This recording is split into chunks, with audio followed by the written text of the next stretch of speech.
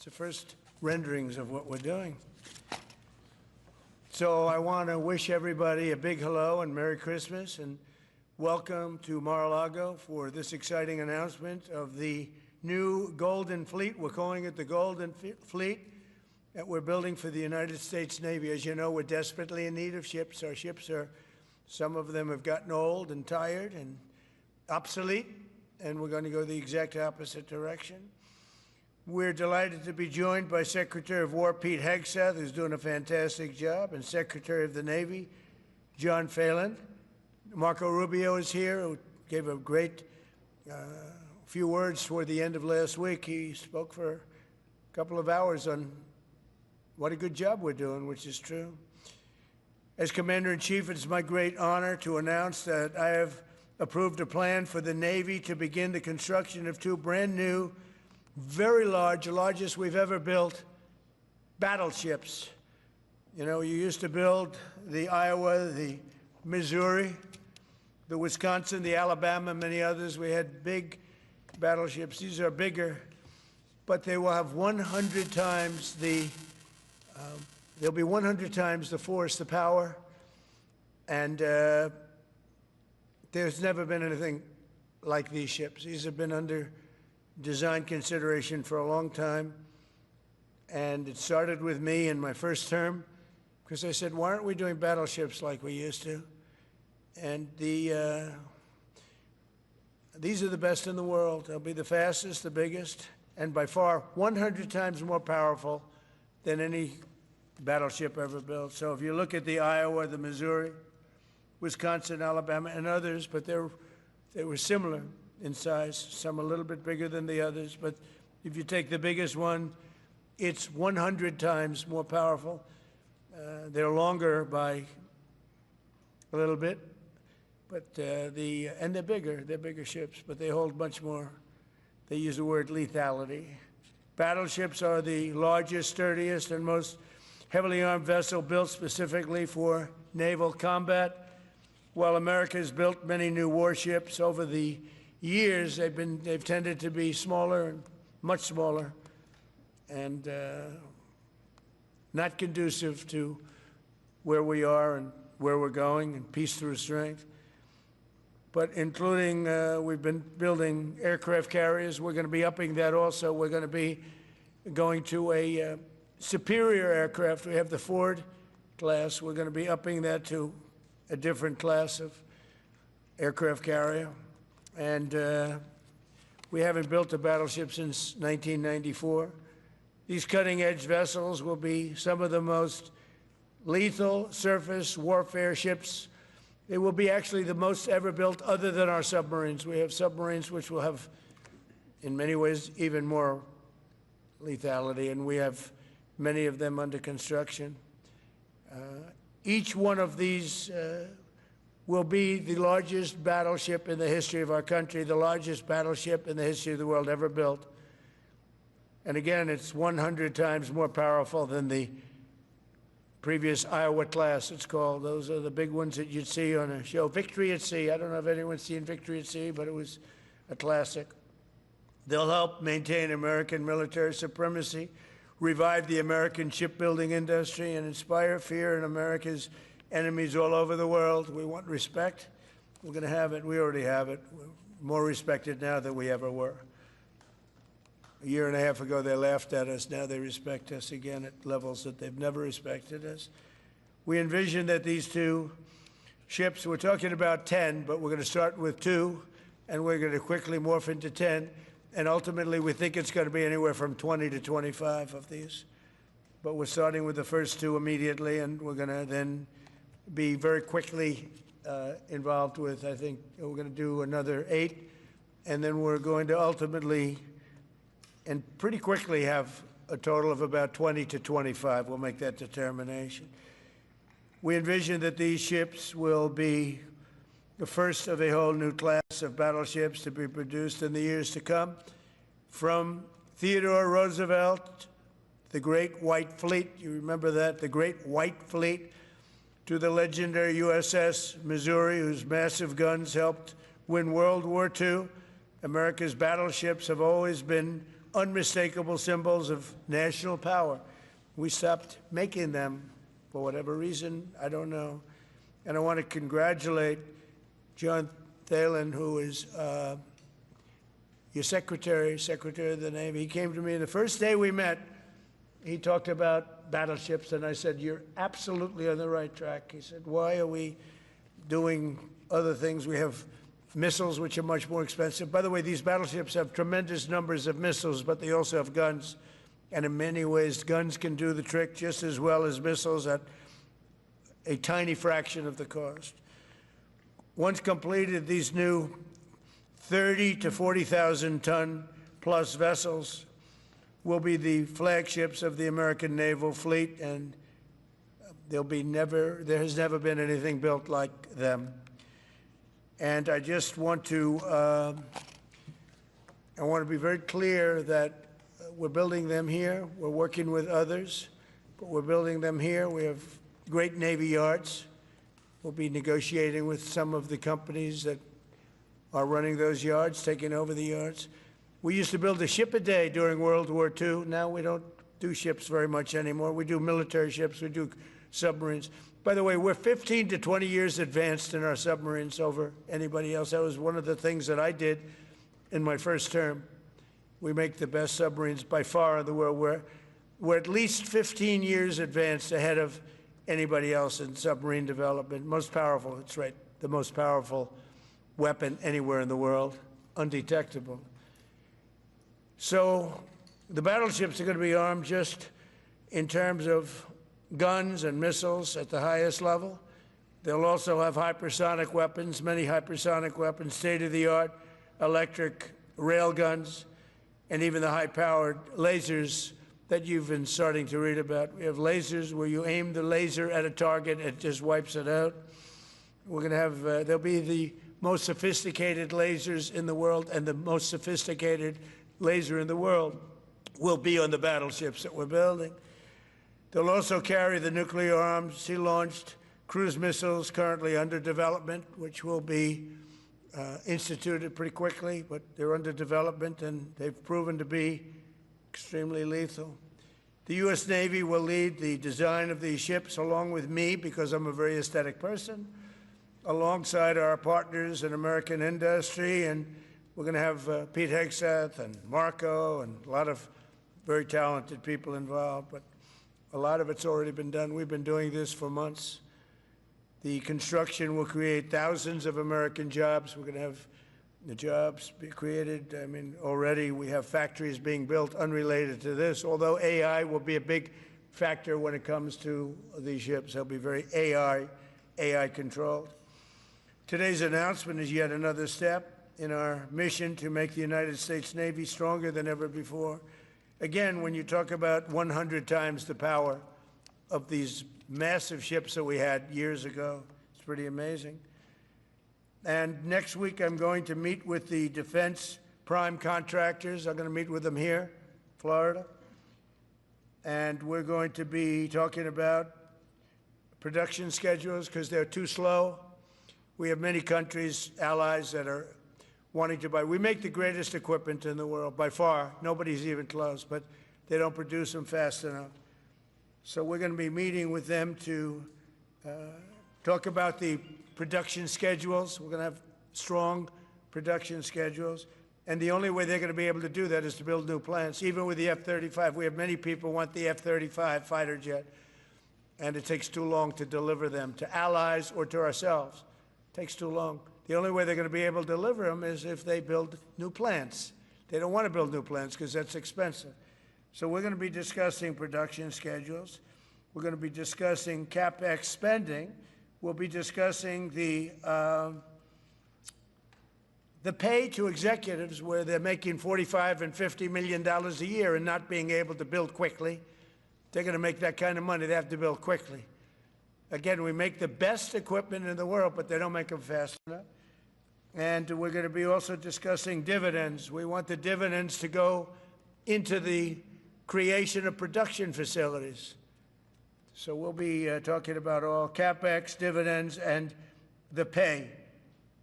We're also going to be talking about buybacks. They spend so much money on buybacks. They want to buy back their stock. I don't want them to buy back their stock. I want them to put the money in plant and equipment so they can build these planes fast, rapidly, like immediately. I mean, I have sold more planes than any president by far, times probably 20. So every time I go someplace, I sell 100 planes. That includes commercial planes, Boeings, et cetera, but it also includes fighter jets. And I'm always having to say 5 years, 6 years, 7 years, helicopters, Apache helicopters, many years. India bought them. They want to get them. They don't want to wait a long time. So we don't want to have executives making $50 million a year, issuing big dividends to everybody, and also doing buybacks. And then they say, well, we don't have the money to build the plant. They got to build plants. Plants to make F-35s, plants to make helicopters, plants to make the F-47 new jet. And that's it. And that's what I'm going to be talking to them about. They're going to start spending money on building airplanes and ships and the things that we need, not in 10 years and 15 years. We need them now. And we're strong about it. Last week, the Navy announced a brand new class of frigate, and they're going to be working with the South Korean company.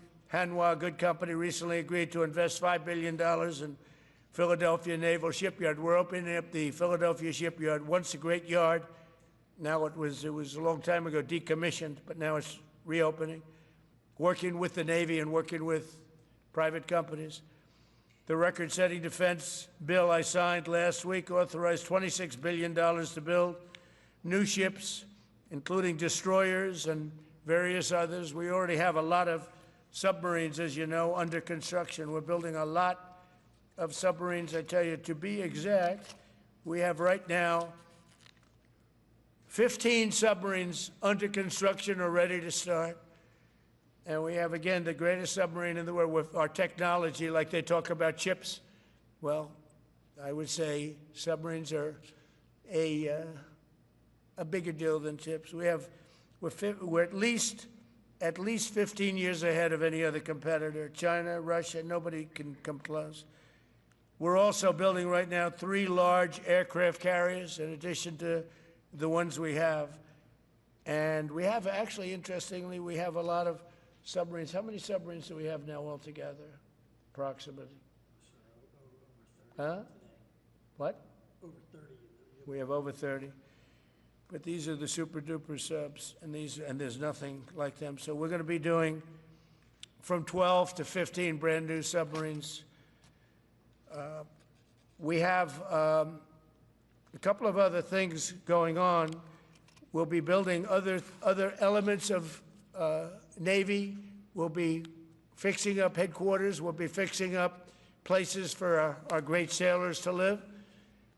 And we're going to be working very hard with companies, but we're also going to be penalizing companies that aren't doing a good job. For instance, when they built the Ford, Gerald Ford, the cost overruns were ridiculous. That was done in Norfolk, Virginia. We're going to be talking about that with that company. The cost overruns were out of control. In World War II, the United States built upwards of 4 ships per day. Can you believe it? 4 ships a day, on average. And now there weren't all big warships, but there were ships, freighters, tankers. And it's a tragedy that we allowed this incredible capability to just go astray. We don't do that much anymore. We do build our warships, but that's about it. But that's a lot. We're going to restore America as a major shipbuilding power. We're going to ensure the USA is the most powerful fleet anywhere in the world, and long into the future, with battleships helping lead the way, and the submarines that, again, nobody competes with us on submarines. So I just want to thank everybody, and I'd like to ask Secretary Hegseth to say a few words, followed by the Secretary, but if you would, Secretary of the Navy. But Pete's doing a fantastic job. By the way, we have drugs are down 96.2% coming into the United States, 92.6 by sea, and soon we'll be starting the same program on land. Land is much easier, but every one of those boats that we knocked out saved 25,000 lives. So we save 25,000 lives every time we knock out one of those boats with the drugs pouring in. And you just have to see it. I mean, people say, oh, gee, do you think it was really drugs? Well, just take a look. Bags all over the place. That's not fishing equipment. There's no fishing rods on those boats. They move fast. When you see a boat with 4 engines or 5 engines on, going 40, 50 miles an hour, well, they get hit. We save 25,000 lives every single time we knock out a boat, and it's over 96% stopped by sea. We're trying to figure out who the other 4% are, frankly. And we're going to have the same success, but even quicker, because it's much easier on land. If they want to come by land, they're going to end up having a big problem. They're going to get blown to pieces, because we don't want our people poisoned. 300,000 people died, probably last year 300,000. A lot of people say it was 200. Somebody said last night, it was only 175,000 people. That's like 3 stadiums, big football stadiums filled up with people died. But I think the real number is 300,000. We're not going to have that anymore. So we're doing a great job, and we enjoy doing it. Our border is secure. Our country is strong. Trillions of dollars is coming into our country from other countries and companies. They're building factories and plants, including auto plants, all over the United States of America. Without tariffs, they wouldn't be doing anything, although they were very happy with the November 5th election. But it's only because they want to avoid paying tariffs that they're all coming in. And again, the biggest number was $3 trillion in history. That was China many years ago. Now it's $18 trillion, and that's just in 10 months. We think we could hit $20 trillion. That's investment in the United States, including plant and equipment. So thank you very much, and I'll ask Pete to say a few words, and then John. And if you have any questions, we'll take them. Thank you. Well, Mr. President, you're exactly right. There are no fishing poles, no fishermen, and no fishing boats.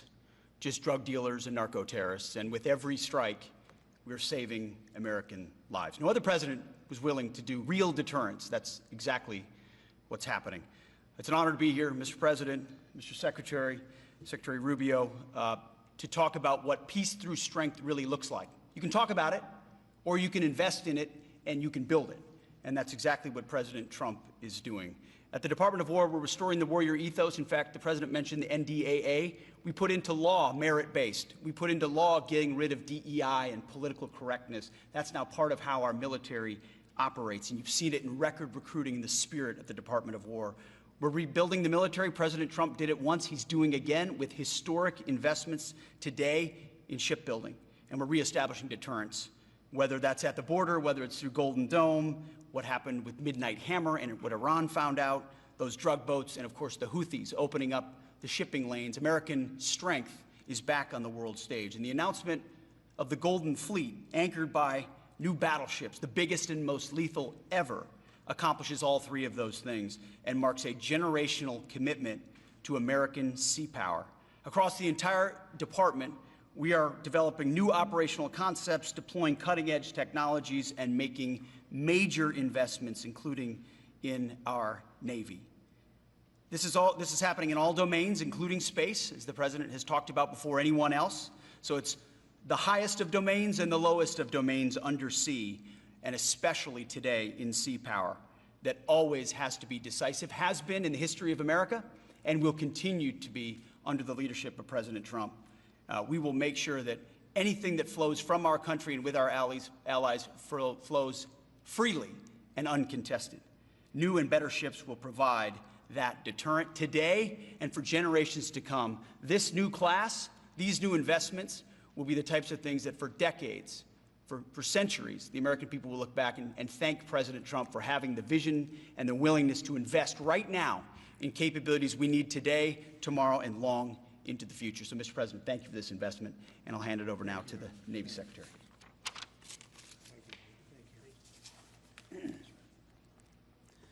Mr. President, Secretary Hegseth, Secretary Rubio, thank you for being here on a very consequential day.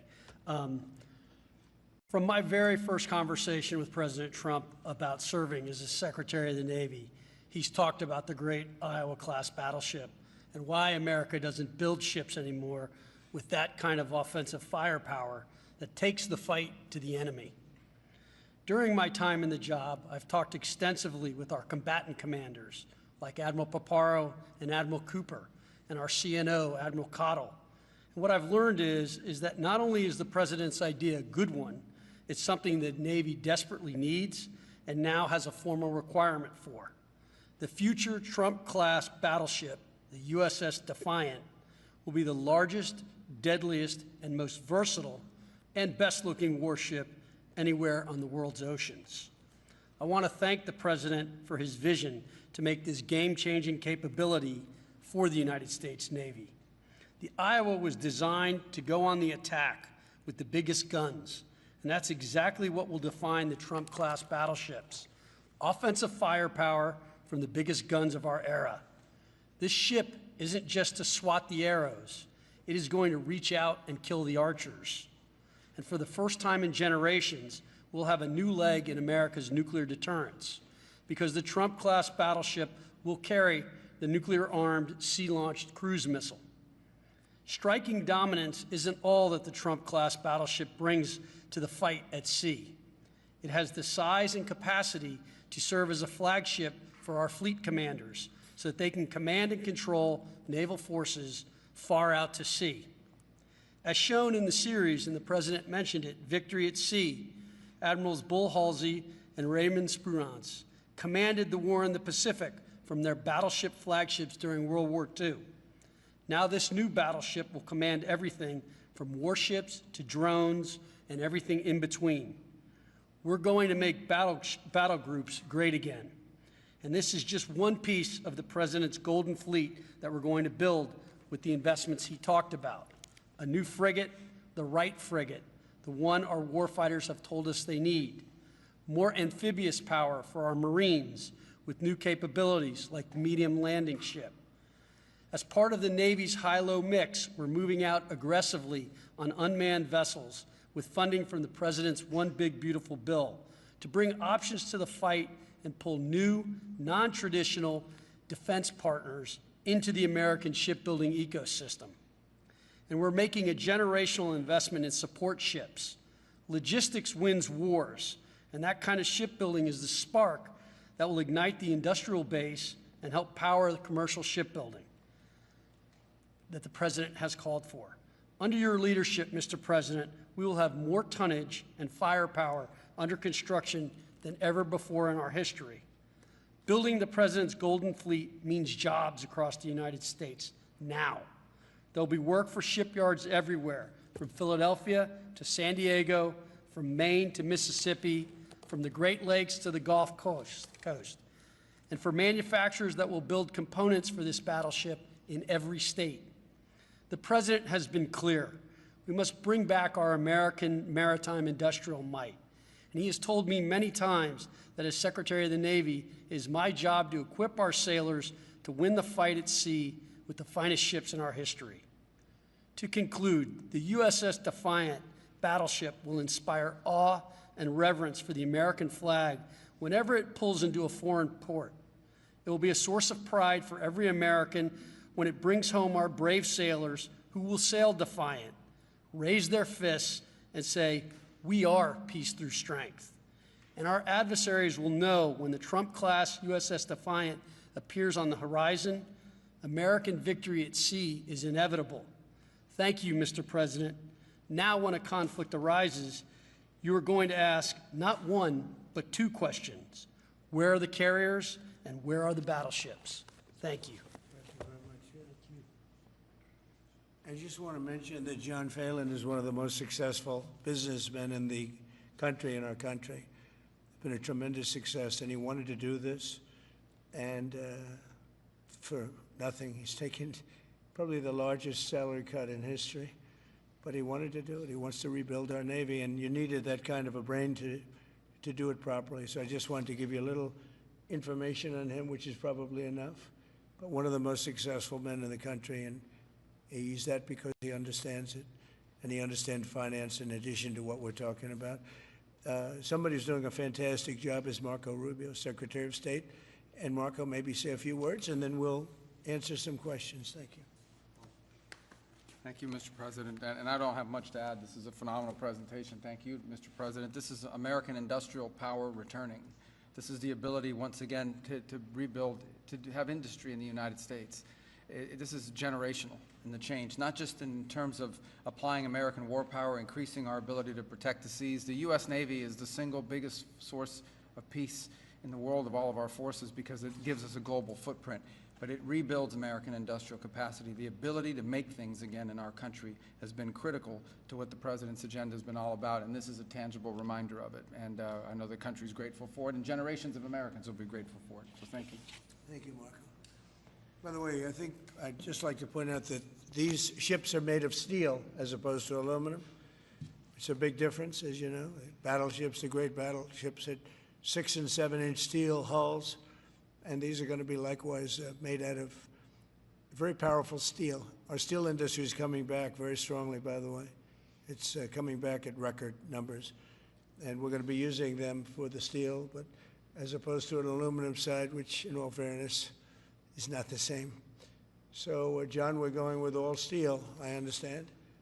And that's going to be something that people are surprised. More expensive, but not even comparable in terms of the importance and the strength. Yeah, please. What's your timetable for these first two ships, and do you see them as a counter to China? We're going to start almost immediately, and we'll probably talk in about 2.5 years. And in terms of the mission, do you see it as a counter to China? It's a counter to everybody. It's not China. We get along great with China. I have a great relationship with President Xi, and not China. It's just everybody. You don't know who comes along. But we just wanted peace through strength. Hopefully we never have to use them. But there will never be anything built like these. Think of it. Those battleships are incredible. These have 100 times the power. Think of that. I mean, and they were big and they were powerful. You know, I thought about taking some that are in dry dock and changing them. And then when I said that, you know, if we did, it would be about, we could increase, if we doubled them, they'd be at like just a tiny fraction of what one of these was. This is the new technology, which is incredible. So we decided pretty early on not to do that. Yeah, please. Mr. President, Julio Rosas with Most Peaceful Media. You just referenced the lower amount of illegal drugs that are coming by sea, and you just said that you're going to start that same program on land soon. Are you just referring to Venezuela, or are you referring to other countries in Latin America? Anywhere drugs are pouring in, anywhere, not just Venezuela. No. Yes. Speaking of Venezuela, oil. What are we going to do with the oil that we have?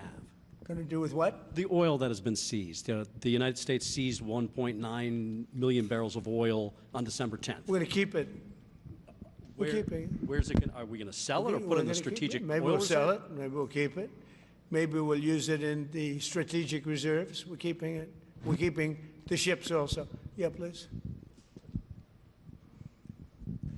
About Venezuela, sir, have you spoken to American oil companies that have had their assets seized about what a post-Maduro Venezuela would mean for them, of what coming back and restarting operations? The big ones, yeah. I have. Yeah, please. Why do you feel like this initiative was neglected for so many years, and does this come amidst the rising tensions between the U.S. and Venezuela? We're talking about with Venezuela? Yes. Well, you had a different kind of a president before me. They didn't mind being ripped off. They didn't mind being robbed. They didn't mind drugs pouring into our country. They didn't mind the jails of Venezuela and Trinidad being emptied into the U.S., where they take over Colorado and other places. I do mind. So you had a different kind of a president. I hope people are enjoying it because we've never been respected more than we are now. Yeah, please. Thank you. Thank you, Mr. President. Were you surprised by the number of photos of Bill Clinton in the Epstein files? And can you commit to their full... What?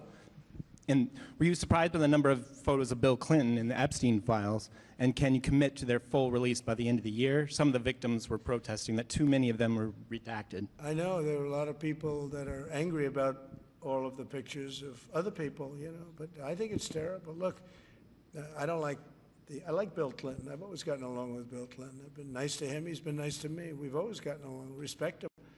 I hate to see photos come out of him, but this is what the Democrats, mostly Democrats, and a couple of bad Republicans are asking for. So they're giving their photos of me, too. Everybody was friendly with this guy.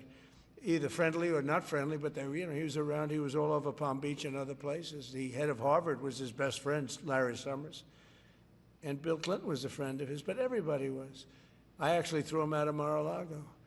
And as a person that was in Mar-a-Lago, I threw him out. Mar-a-Lago, this is Mar-a-Lago. It's the hottest place I think it's the hottest place in the world, but it's the hottest place in Florida. And everybody would come here, he'd come here. We actually threw him out. But no, I don't like the pictures of Bill Clinton being shown. I don't like the pictures of other people being shown. I think it's a terrible thing. I think Bill Clinton's a big boy, he can handle it, but you probably have pictures being exposed of other people that innocently met Jeffrey Epstein years ago, many years ago, and they're, highly respected bankers and lawyers and others, and they'll end up, because of guys like Massey, who's a real lowlife, whose polls are down to about 9%, by the way, in the great state of Kentucky. If you look at Kentucky, Kentucky is such a great place, but I don't know, they've got a couple of people in there that are very strange in terms of leadership. But Massey's a loser, and he likes it, and that he works with the Democrats. He's just being used by the Democrats, because what this whole thing is with Epstein is a way of trying to deflect from the tremendous success that the Republican Party has. Like, for instance, today we're building the biggest ships in the world, most powerful ships in the world, and they're asking me questions about Jeffrey Epstein. I thought that was finished.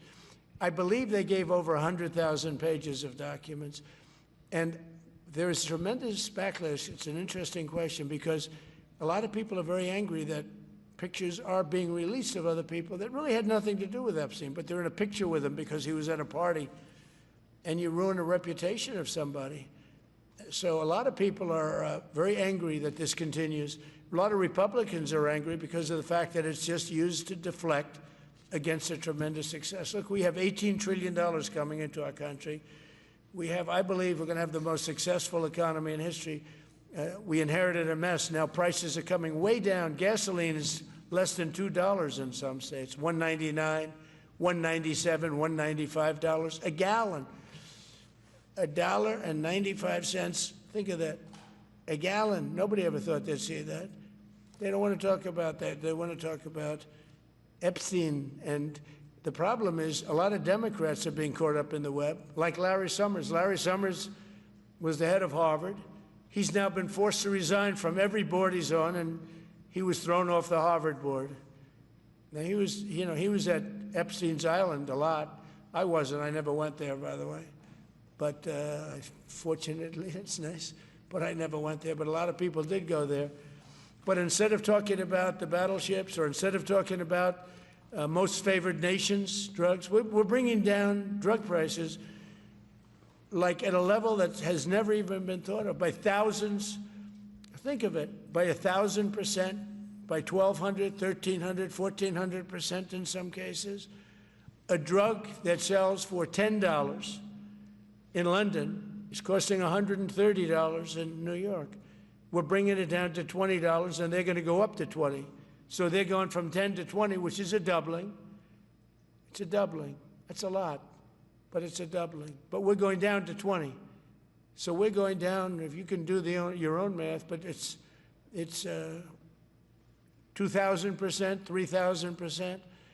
It's pretty amazing. And the New York Times had a story about it, a small story, way in the back of the paper. It's the single biggest thing to happen with respect to drugs probably in 50 years. It's never been anything like this. In my first term, I was able to get drug prices down 0.25%. It's the first time in 28 years that they went down. 0.25%. I was so proud of myself.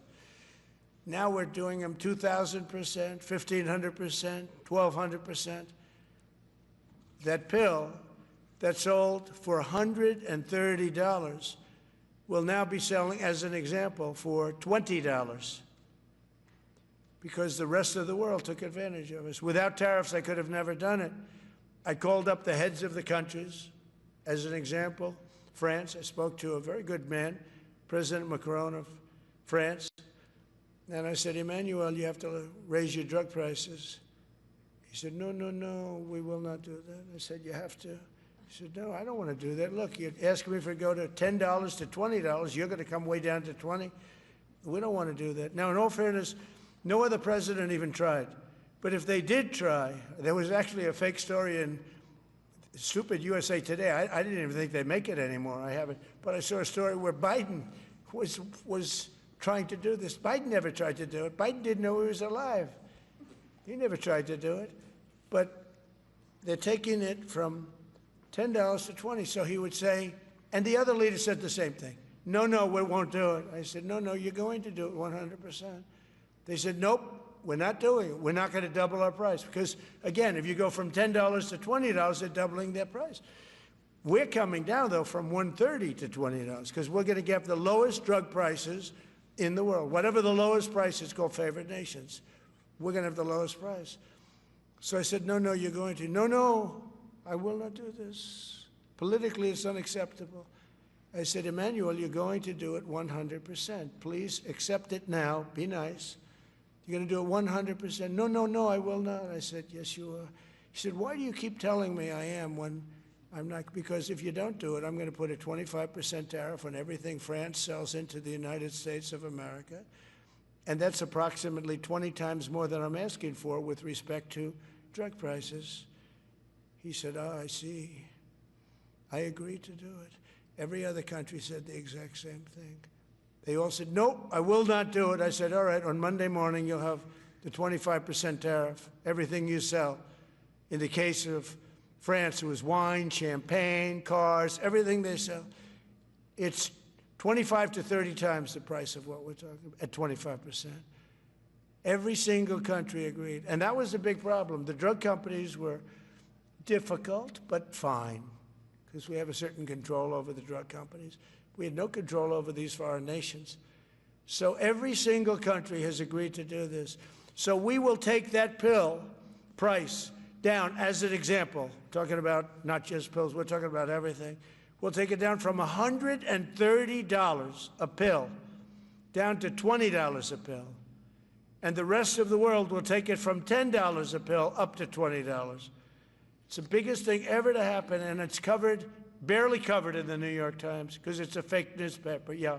Mr. President, on shipbuilding, how does the administration plan to ensure that there's sufficient workforce availability as you're producing these ships? Could you speak up? How does the administration plan to ensure there is sufficient workforce availability as you're producing these ships? We're going to have it. We're going to have tremendous workforce availability. We're also going to have robots helping us. We're going to have a lot of robots helping us because we need it. And because we're going to town, we're building a lot between the AI and the auto plants. So we're going to need robots. We're going to have robots, but that's going to help us. We're going to have tremendous workforce. And in order to operate you're always going to need people. You know, you could have robots, but you're going to have to get somebody to start those robots, and you're going to have to improve the robots. But we're going to have robotic factories plus manpower. So we're going to have enough. We're going to need the help of robots and other forms of, I guess you could say, employment. We're going to be employing a lot of artificial things, but the beauty is we're going to have more jobs than we've ever had. Just so you know, a number came out the other day. We have more jobs right now in the United States. More people are working right now in the United States than at any time in the history of our country. Think of that. Pretty amazing. So we'll have the help of, you know, mechanical help, if you want to call it that, but we'll have tremendous employment. They'll be paid a lot of money. They'll do better than they ever did. Okay? Yeah. Mr. President, some may have been expecting a different kind of announcement today, hearing your Secretary of War and Secretary of State here. You mentioned strikes on land in Venezuela more than 15 times, even now, just in your recent remarks. Why should Maduro take your threats seriously? And He can do whatever he wants. What's your end game? Maduro? What's your end game? There's no answer. He can do whatever he wants. I mean, we have a massive armada formed, the biggest we've ever had, and by far the biggest we've ever had in South America. He can do whatever he wants. It's all right. Whatever he wants to do. If he wants to do something, if he plays tough, it'll be the last time he's ever able to play tough. But they sent their prisoners into us. They sent people from jails and prisons. They sent people from mental institutions and insane asylums into the United States, just walked right in because Biden had an open border policy. What the Biden administration did to our country can never be forgotten. They took in millions and millions, 25 million people over the course of 4 years. Many of those people were murderers and drug dealers, prisoners, rough prisoners, 11,888 murders. More than half of them killed more than one person. They came into our country. Now, I spoke to Christine Noem today. I spoke to Tom Homan today. He came down to see me. And we had a great meeting. They've done an amazing job. We're getting them out. We're getting them out very fast. But this should have never happened. But Venezuela was one of the... Venezuela took advantage of the open borders that Biden created more than any other country. Tren de Aragua, we had gangs all over. Look, I mean, you have a very weak governor in Colorado. Look what happened in Colorado, where they would occupy apartment houses. And he didn't want to do anything about it because he was scared. Any other questions? Yeah, go ahead, please. So in response to the United States taking sanctioned oil from Venezuela, Colombian President Gustavo Petro criticized the United States by saying, well, the Southwest is stolen land and that it should be returned to Latin America. I just wanted to know what your response to that is. Well, he has to watch because, you know, he's got drug factories. They make cocaine in Colombia. And he's no friend of the United States. He's very bad guy.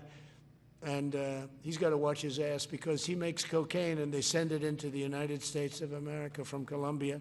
We love the Colombian people. I love the Colombian people. They're great people, energetic, smart, great. But their new leader is a troublemaker. And he better watch it. You better close up those cocaine factories. They have at least 3 major cocaine factories. We know where they are. He better close them up fast, yeah. By the way, it's made and sold into the United States. Comes through Mexico. Thank you, sir. You've named Governor Landry to be new special envoy to Greenland. Yeah. How do you, what do you see that role entailing, and is it still your intention that Well, Greenland he called become me, part of and the you know, U.S.? he viewed Louisiana, the Louisiana Purchase. He said, "I'm governor of Louisiana," and he said, "I would love." I didn't call him; he called me. He's very proactive. He's a great guy. He's a deal guy. He's a deal maker type guy. And we need it for national protection. We need Greenland for national protection. They have a very small population. And I don't know, they say Denmark, but Denmark has spent no money. They have no military protection. If they say that Denmark was there 300 years ago or something with a boat, well, we were there with boats too, I'm sure. So we'll have to work it all out. But he felt very strongly, we need it for we need Greenland for national security. Not for minerals. We have so many sites for minerals and oil and everything. We have more oil than any other country in the world. We need Greenland for national security. And if you take a look at Greenland, you look up and down the coast, you have Russian and Chinese ships all over the place. We need it for national security. We have to have it. And he wanted to lead the charge. So we're making him, Marco, today, a special envoy to Greenland. Greenland's a big deal. Yeah. Can you give an update on the talks that took place this past weekend, and could a trilateral discussion of sort be the next step for Ukrainian, U.S., and Russian delegations? So the talks in Ukraine, Russia are going along. They lost, as you know, 27,000 soldiers last month, mostly soldiers, some people in Kiev, etc., but mostly soldiers. And the talks are going along. And I say that, you know, there's tremendous hatred between these two leaders, between President Putin, President Zelensky, tremendous hatred, and I hope we can get it done. We are talking. Talks are going okay, but, you know, I've solved 8 wars, and Thailand is starting to ship up. You know, they started with Cambodia. They started up again, but I think, Marco, we have that in pretty good shape to have that stopped. So we stopped 8 wars, and I thought this would be in the middle of the pack, but maybe easy, but in the middle of the pack. But there's a lot of hatred between those two people, and when there's hatred, there's, you know. But we stopped one war 38 years, one war 35 years, one war was going on for 32 years. And we stopped, think of it, we stopped a potential nuclear war between Pakistan and India. And the head of Pakistan, highly respected general, he's a field marshal, and also the Prime Minister of Pakistan said, President Trump saved 10 million lives, maybe more, by getting that war. You know, 8 planes were shot down. That war was starting to rage. And he actually said the other day that President Trump saved 10 million lives, maybe more. So We solved all these wars. The only one I haven't solved yet is Russia, Ukraine. Are you still pushing for the Christmas Day deadline with Russia and Ukraine? And have you spoken with Putin or Zelensky or plan to push the deal? I'll do whatever I have to do. I mean, I'd like to see it stop. Look, we don't lose any money on that war anymore. You know, Biden gave $350 billion, and who knows what happened to it. We now sell missiles, planes, all of the best military equipment. We sell it to NATO. We got NATO to go from 2% GDP to 5%. Nobody believed that to this day. Nobody's going to write that, but nobody believed it. And they take that money and they pay it to the United States for weapons. So we sell weapons to NATO. We sell full price. We sell weapons to NATO, and NATO takes those weapons and probably distributes them, but gives a lot of them to Ukraine. So we don't lose any money like we did with Biden. He was spending money like a fool. He was a fool. What he did to our country is so horrible. But he gave $350 billion between cash, gave a lot of cash, $350 between cash and weapons. You remember at the beginning of that whole thing, I gave them javelins. Javelins are the anti-tank busters. And President Obama at the time gave them sheets. I gave them javelins. They gave them sheets. But you know, the bottom line, it's time for, I think they're all tired of that war. Everyone's tired of that war. It's got to stop. Yeah, please. The U.S. was in active pursuit of a sanctioned oil tanker yesterday. Are you able to share what became of that tanker? Was the U.S. able to seize it? No, it's moving along, and we'll end up getting it. Yeah, we're actually pursuing it. Can you imagine? Because it came from the wrong location. It came out of Venezuela, and it was sanctioned. Yeah, please. Ultimate goal in Venezuela to force Maduro from power. Well, I think it probably would. I can't tell that. That's up to him, what he wants to do. I think it would be smart for him to do that. But again, we're going to find out. Look, Venezuela did terrible things to the United States. They sent hundreds of thousands of people, millions of people into our open border. They sent their criminals. They sent their prisoners. They sent their drug dealers. They sent their mentally insane and incompetent people into our country more than any other country. Others did too. The Congo did. Others did too, and we just let them come right in because we were run by a stupid president. But you don't have a stupid president anymore. Mr. President, have you set up the meeting with the health care insurers just yet? And what are you hoping to get? How I'll be setting it up. I think we're going to meet with healthcare, the healthcare insurers, the insurance companies. So what I'm asking for in healthcare is very simple. Obamacare is a disaster. I call it the Unaffordable Care Act. Unaffordable as opposed to, it's unaffordable. They're going to have a tremendous increase in premiums, which is Obamacare, which is them, the Democrats' fault. They'll try and blame Republicans. It has nothing to do with us. It's the Democrats' fault. What I want to do is we spend hundreds of billions of dollars a year that go to insurance companies. I want that money to go to the people and let the people buy their own health care. And everybody loves it. It's become our issue. Now, before I do that, I'll meet with the insurance companies, just as I met with the drug companies. As you know, we're meeting with 4 other drug companies, Johnson & Johnson, but they've all agreed. We're meeting with them this week. It's coming up. It'll be a similar meeting. They've all agreed. But nobody would have thought the drug companies were going to do what they did, where they're giving away free drugs. They've been so great, okay? And we have most favored nations. Nobody thought that was possible. I don't think any other president ever tried to get it because they never thought they could. But with respect to the insurance companies, I want to meet. There's essentially 14 of them, 10 big, but there's a total of 14 pretty much, pretty big.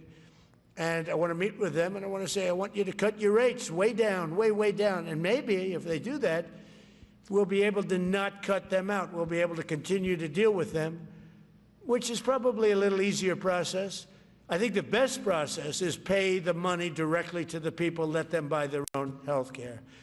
But I'm going to meet with them the first week back. I do it now, but they're trying to come up with a schedule. They want to meet badly, they've told me, but they want to come up with a schedule. I said, make it a good schedule. Your rates have to come way down. We're also going to meet with other insurance companies because under Biden, the insurance rates have gone through the roof. Auto insurance, home insurance. I mean, insurance companies are making far more than they're entitled to make. So we're going to be doing that. But just in the meantime, we'll be meeting with the insurance companies in the first week, the first few days back, in Washington because they're trying to come up with a proposal that will satisfy me. Thank you very much, everybody. Appreciate it. I hope you're going to enjoy the battleships. They're going to be beautiful. Thank you. And have a great Christmas if I don't speak to you. Thank you very much. Thank you very much.